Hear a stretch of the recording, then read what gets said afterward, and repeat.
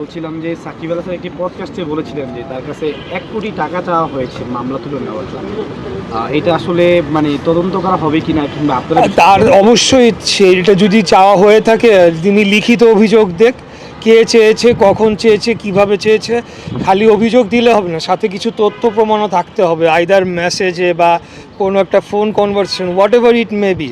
কিগুলা সহ লিখিত অভিযোগ দিলে অবশ্যই আমরা তখন এই সংশ্লিষ্ট কর্তৃপক্ষের প্রতি আমাদের প্রত্যাশা থাকবে তারা যাতে সঠিক পদক্ষেপ নেয়, কারণ এটা কোনোভাবেই গ্রহণযোগ্য না। এটার সাথে আমাদের কারোর কোনো সংশ্লিষ্টতা অবশ্যই নেই।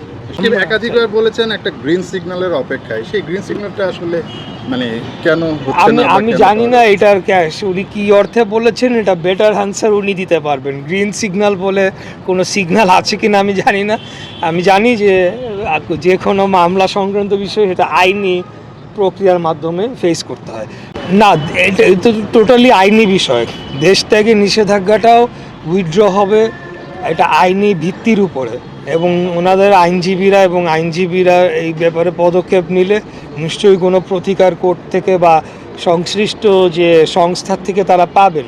এই বিষয়ে সরকারের কোনো হস্তক্ষেপ অতীতেও ছিল না, এখন তো আরও থাকবে না। আপনারা জানেন আমাদের মাননীয় প্রধানমন্ত্রী তিনি যে ধরনের এক্সাম্পলগুলো সেট করে যাচ্ছেন, সেখানে সব কিছুতে আমাদেরকে ক্লিন রাখার নির্দেশনা দেওয়া হয়েছে, এবং ক্রীড়াকেও যাতে আমরা সকল রাজনীতির ঊর্ধ্বে রাখি সেই নির্দেশনাটাও আমাদেরকে প্রতি দেওয়া হয়েছে, এবং আমরা সেটা পালন করি। তারা এসে ফেস করলে ভালো হয়।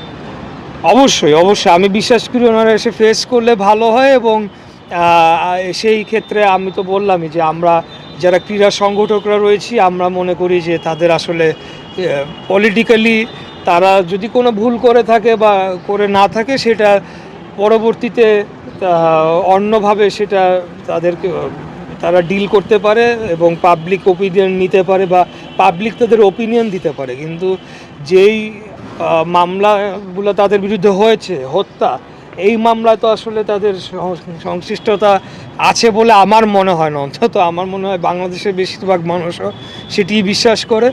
তো সেইভাবে তাদের বিরুদ্ধে যদি কোনো অন্য অভিযোগ থেকে থাকে, আমার মনে হয় যে তা ওনাদের ডিল করা উচিত বিষয়টা নিয়ে।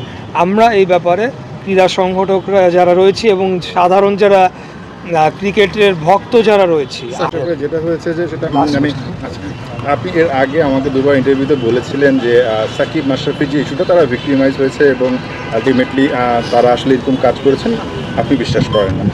এখন দুজনকে নিয়েই নতুন করে আবার আলোচনা আমরা শুনছি, সাকিব দেশে ফিরবেন কি ফিরবেন না সেটা, মাশরাফি একেবারে লোকচক্ষুর অন্তরালে, কোথায় আছেন কেউ জানে না এমন একটা অবস্থা। তো তাদের আসার প্রসেসটা বা তাদের আসলে ক্রিকেটে ফেরার, বিশেষ করে সাকিবের ক্রিকেটে ফেরার প্রসেসটা কী হবে এবং মাশরাফির যে অবস্থা এখন, তাতে করে কি মনে হচ্ছে তিনি বা আসলে কীভাবে আবার স্বাভাবিক জীবনে ফিরে আসবেন, আপনার কাছে কি মনে হয়? এক্স্যাক্ট প্রসেসটা যদি আপনি জানতে চান, আমার মনে হয় এটা ক্রীড়ামন্ত্রী প্রতিমন্ত্রী আমিনুল হক উনি is the best person to answer that question. তবে আমরা পলিসিগতভাবে এবং নৈতিকভাবে আমরা মনে করি যে স্পেসিফিক যে মামলাগুলো হয়েছে হত্যা মামলায়, সেখানে আমার মনে হয় না তাদের কোনো ইনভলভমেন্ট রয়েছে। আমি বলতে চাই যে অন্য কোনো ধরনের যদি তাদের বিরুদ্ধে অভিযোগ থেকে থাকে, সেটা থাকলে সেটা তখন সেইভাবে মামলা হওয়া উচিত বা অভিযোগ আনা উচিত। যাই হোক, আপনার প্রশ্ন যেটা বলতে যাচ্ছি যে আমরা তো চাই যে আমাদের জাতীয় ক্রিকেটাররা আসুক, যাতে করে আমাদের টিম পারফরমেন্স ভালো হয়, এখন যা রয়েছে তার থেকে আরও বেটার হয়। কারণ we all know who Shakib is the best allrounder in the world, এটা তো অস্বীকার করার উপায় নাই।